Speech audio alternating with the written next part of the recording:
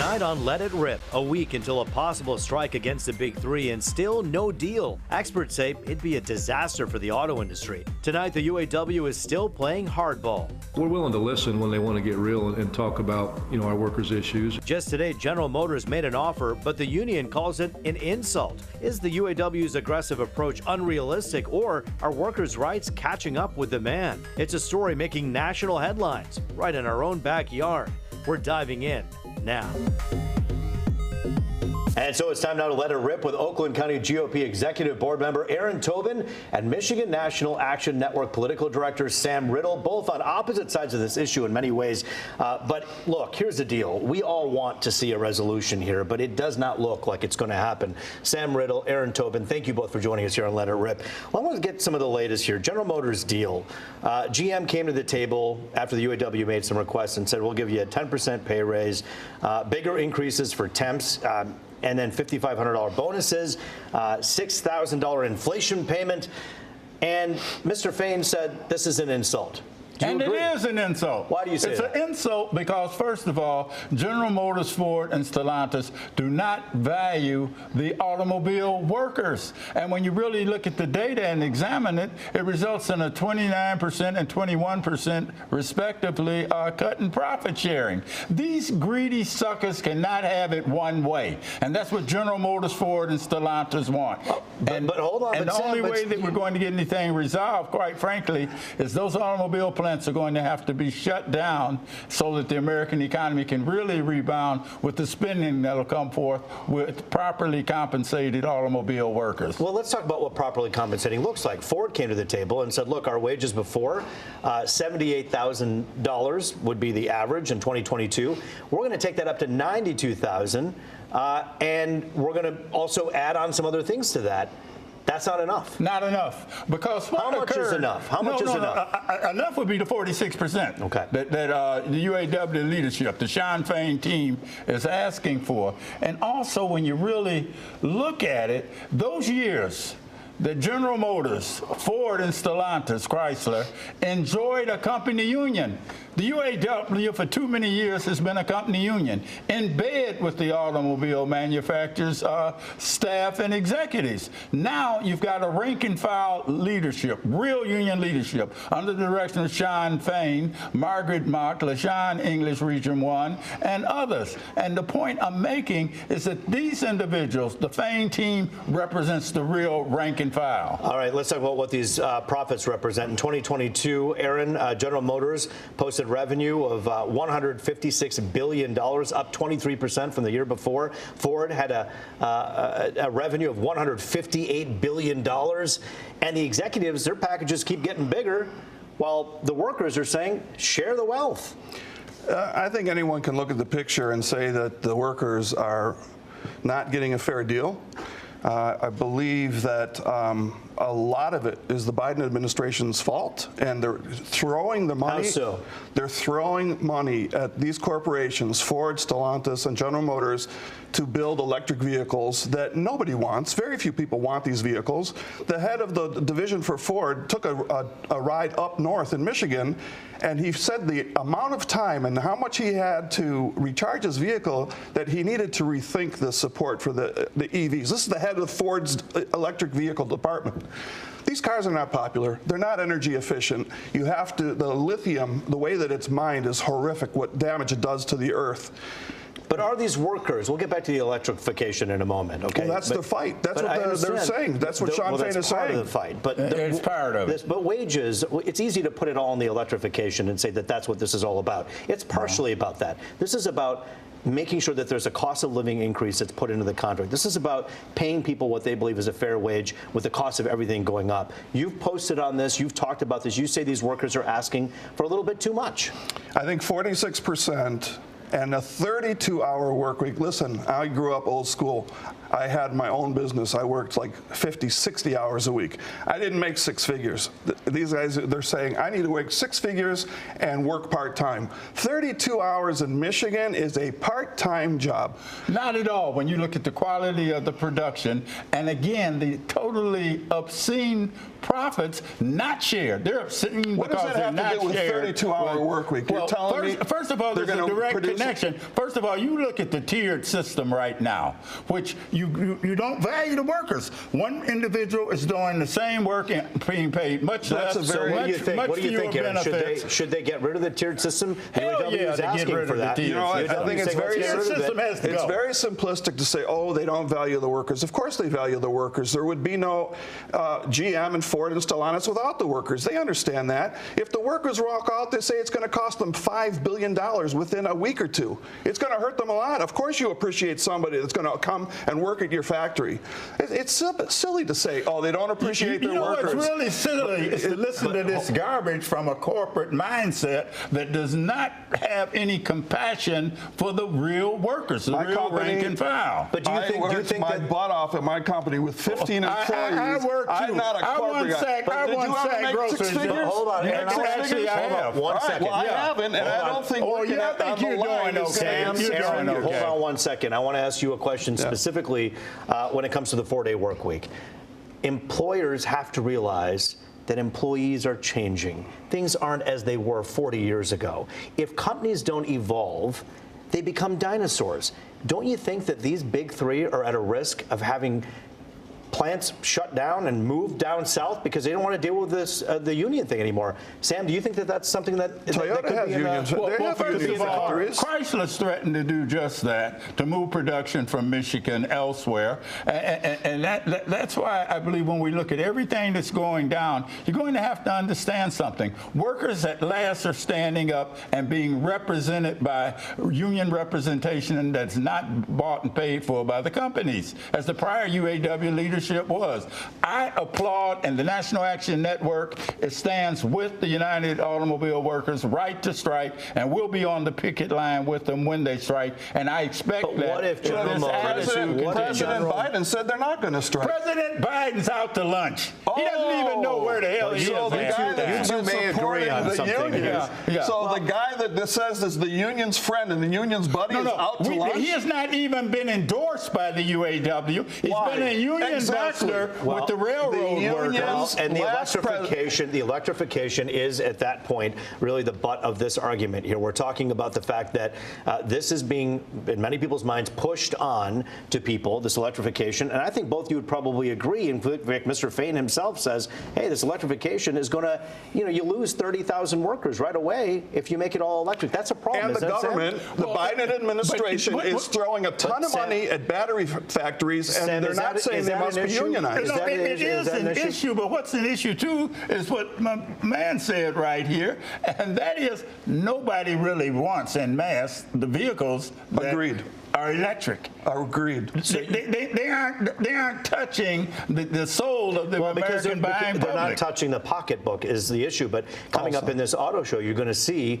a lot of these big three are going to come up with vehicles that are affordable electric vehicles. Because the government's telling them, you must build these electric vehicles, and we're going to throw a ton of, here's $1 billion. But Aaron, if that happens, and a family of four that's watching on a fixed income right now can get an electric vehicle for $28,000 and not pay a gas bill ever again at the gas station, and get incentives, $8,000 here, $4,000 here, won't you think families will change their incentives are over? The Biden administration said. Do you think that would change their real deal is Americans like to get in their car. They like to say, "Hey, Roop, you know what? Let's go to Chicago for lunch." But you can't do that in an electric vehicle. You're going to have to stop focusing on the workers. Those workers that build those electric vehicles must be fairly compensated also. They can't be left on the sideline. Oh, you're building electrical vehicles. It doesn't take as much effort to do that. It doesn't take as much time to build one. They must be compensated at the same rate as those that are building the combustion engine vehicles. You know what Mr. Fain is made of. You know that he was slimly elected. Fain. But let me ask you a question. Is this bark bigger than his bite? Is this tone going to change? Detroit is a no-bluff zone. I used to say that every day. He's a negotiator. If he's sitting inside of the negotiations, does he change his tune, or is he as rabid and as aggressive? I'm wondering what Sam thinks about that. It's a no-bluff zone. There's give and take in any negotiating process. When my staff, we trained them in negotiation, and we were doing multi-zillion-dollar deals when I worked in big oil, I can tell you right now, you're not going to negotiate anything anything if you're not willing to give as much as you want to take. What does Shawn Fain need to give up in your mind? Well, first of all, one of the things I think the first casualty may be the 32-hour work week, but we'll see. You're okay with that? You're okay with that? Well, no, I'm not all the way okay with it, because the point is you can bring more people into work and you can fairly compensate the victims of the tier system. Tiers must go. What's the most realistic and the least realistic demand that you're hearing from the UAW right now, Aaron? The UAW workers are not getting a fair deal, period, at all. They need to be fairly compensated. When Trump ran for president, he got more UAW support of the rank and file than any previous Republican. And they're predicting this time, whoever the Republican nominee is going to get a tremendous support for the Republican Party from the UAW rank and file, which is a reason why Shawn Fain is not backing Biden right now. Sam, what do you think about that? Trump runs for office. Yeah. And UAW workers who generally vote Democrat all of a sudden switch over and vote for Trump, you think? Or Nikki Haley. Okay. But I'm saying in terms of who is beating Biden right now. But Trump cannot beat Biden. But she is certainly not in the same league. You're talking about 50-60%. And she's not on her way to jail. Neither is Trump. Well, Vivek Ramaswamy may offer a run for money on that as well. Trump will flee to a Middle Eastern country on the Trump jet before he goes to prison. I want to say thank you to you both. You actually agreed on a couple things that we was do agree not on several surprising things when it comes to electrification. But Sam Riddle, always good to see you. Thank you for joining us. And solidarity forever. Aaron, thank you as well. And we appreciate that. This debate is just getting started. Up next, a very unique voice from a guy that you've heard from before, the former UAW spokesperson who was on the job when GM workers walked off the job 4 years ago. His thoughts on the approach the union's taking this time around, as well as an all-star panel joining this conversation. That's when we come back.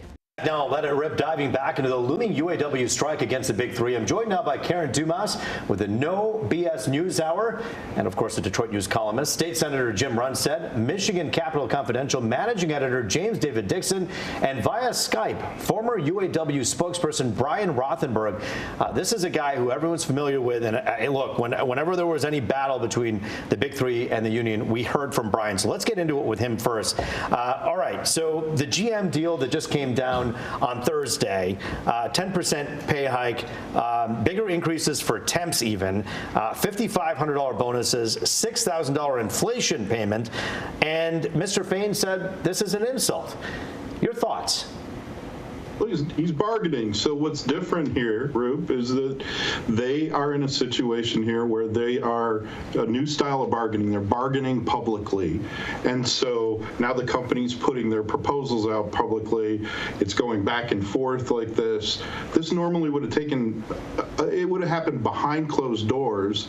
And because of that, what you're experiencing right now is basically public bargaining and the theater that goes on behind closed doors as they bargain. Do I think that Shawn Fain is serious about arguing for what he needs to get?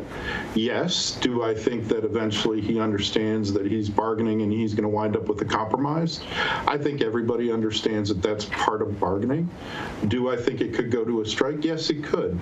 But strikes aren't necessarily bad. They're hard on workers. They're hard on the company, but they balance out in the end. And that is what you're seeing. You're just seeing public bargaining that you would normally not see. It always gets heated, and as you remember, you're up until midnight or after sometimes that final night on the 14th when it expires. So that's what you're seeing. Interesting stuff here. All right, so contract extension, we'll talk to Brian about that too, but I want to talk to our panel here.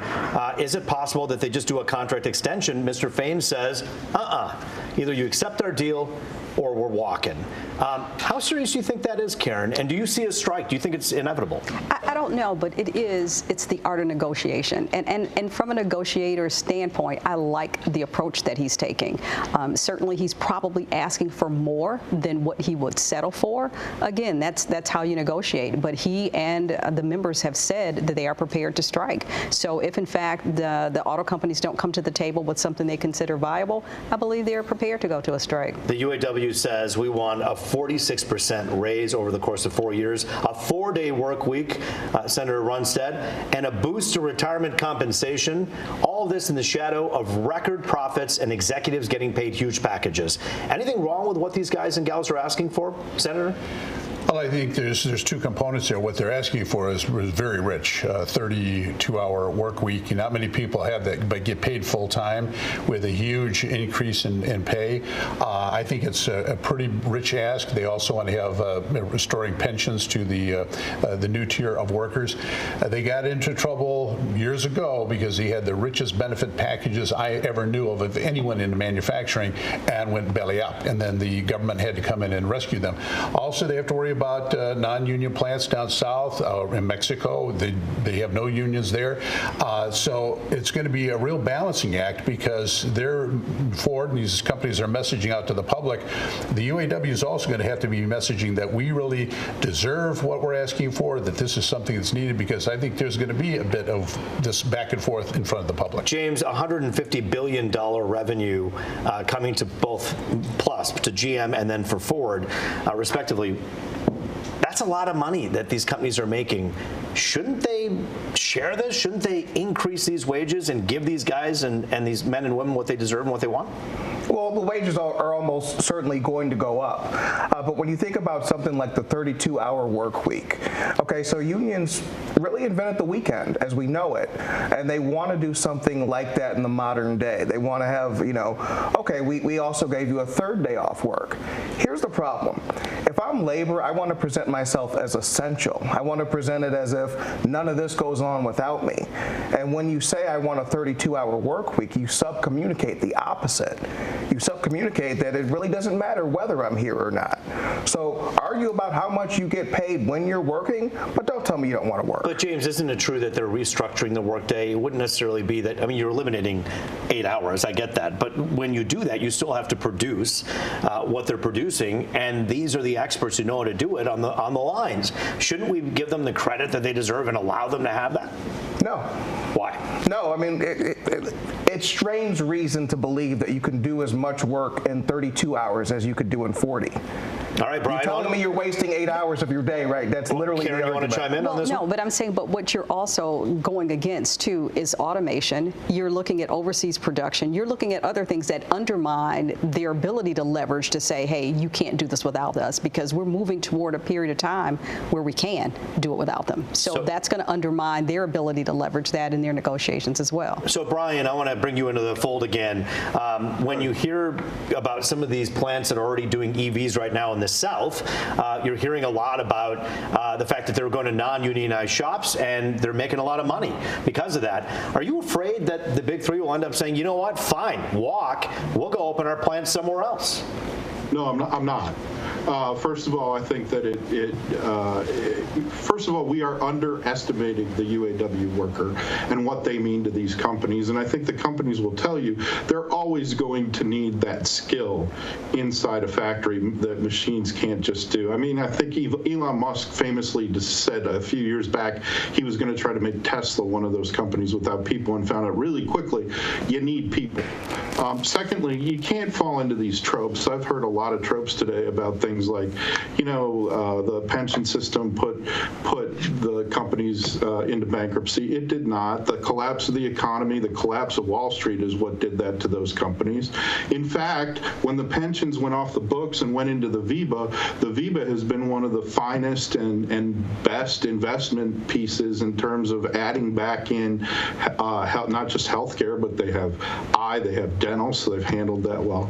The real issue here is that since that collapse, there has been an effort to try to come back. I mean, under the Bob King contracts where they had to be concessionary because of the situation where we couldn't strike, you did get these tiers. Originally, the tier was an actual tier. There was no path.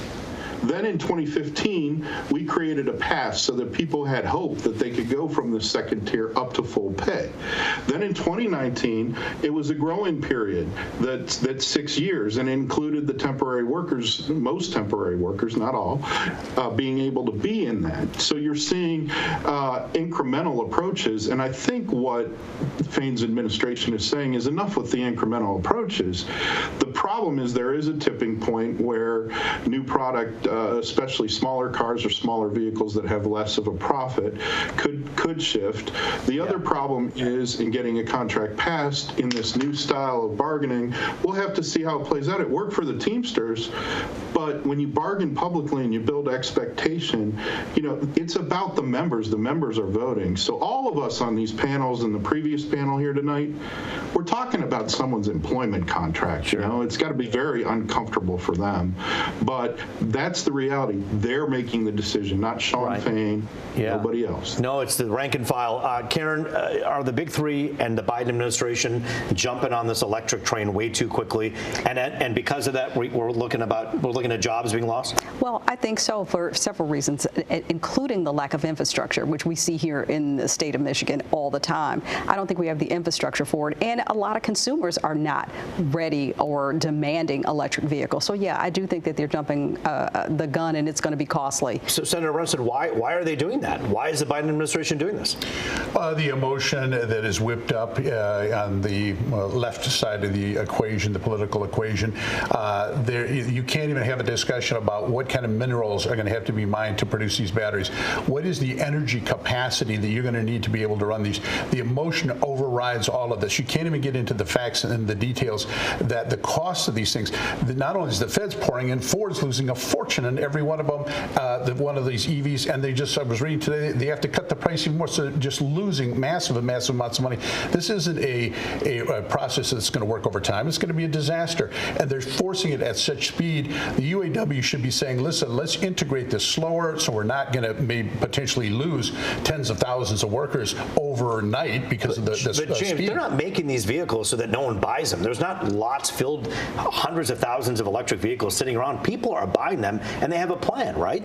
Or no? I mean, people are buying them, but not enough. I mean, Gretchen Whitmer wants there to be 2 million EVs on Michigan roads by 2030. Right now, there's about 37,000. And the only pathway there is with a lot of taxpayer money, and that's from production to buyers of the EV, to charging resources. And so you take away any of those Jenga pieces and the whole house is going to collapse. Karen, when you take a look at some of the pay raises, Brian, you want to chime in, Brian?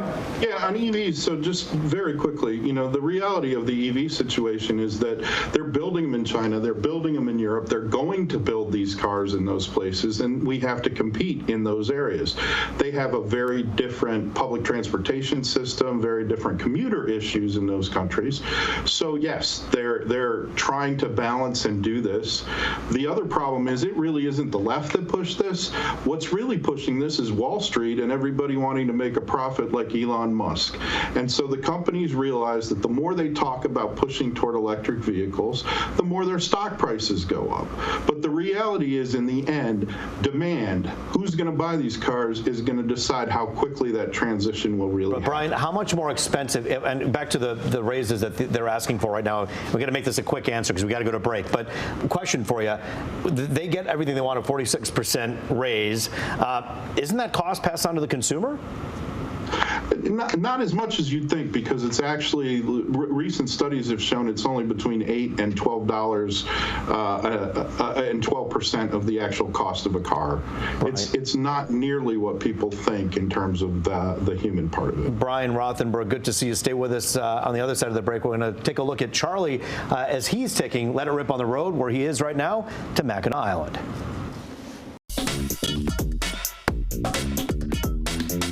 Reaction. Now, is this fight good or bad? Well, I'm not a union man, but I can sympathize with some unions. It's kind of hard to argue either way because you got the automakers making a whole lot of money. Everybody wants a piece of that. What's too much? It's hard on the people's lives. It's a tough situation, you know, and it's both sides arguing in a fight over money. How do you solve a problem if both sides are just butting heads? You sit at the table and you talk it through. You know, the auto workers want, what, a 40% increase? And that's a starting point. That's how I see it. It's always negotiating. Agreement. Finally getting to really sit down and discuss it like adults and not children. Strike? No strike. Strike. I don't think so. I think they'll work it out. How do you solve that problem?